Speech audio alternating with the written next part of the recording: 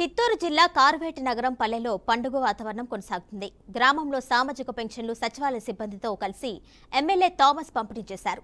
ఈ సందర్భంగా ఆయన మాట్లాడుతూ దేశ చరిత్రలో ఏ ముఖ్యమంత్రి చేయని విధంగా 7,000 రూపాయల పెన్షన్లను అందజేసిన సీఎం చంద్రబాబు అన్నారు.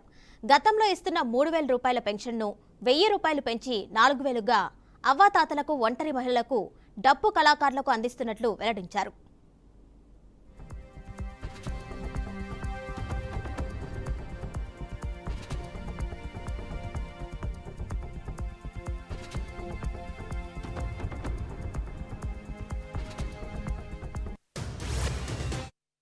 ఉన్న సివియర్గా డ్యామేజ్ అయిన వాళ్ళకి 15,000 ఎక్కడన్నా ఇచ్చారా? చంద్రబాబు నాయుడు గారు పెద్ద మనసుతో 15,000 ఇచ్చారు. అదేవిధంగా వికలాంగులు అయితే 6,000 పెన్షన్, 2,000 నుండి 3,000 అయింది, ఇప్పుడు 4,000. 4,000 కాకుండా ఈ 3,000 ఎక్స్ట్రా ఇవ్వాలని అవసరమే లేదు. ఒకరికి 4,000 ప్లస్ 3,000 7,000 ఇవ్వడం జరిగింది.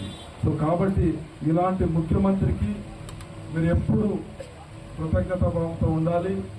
ఈ ముఖ్యమంత్రి మళ్ళా అవ్వాలని చెప్పేసి మీరు అందరూ కూడా కలిసికట్టుగా పనిచేయాలి. ఈయన ఉంటేనే మంచి క్యాపిటల్ సిటీ వస్తుంది, మంచిగా డెవలప్ అవుతుంది.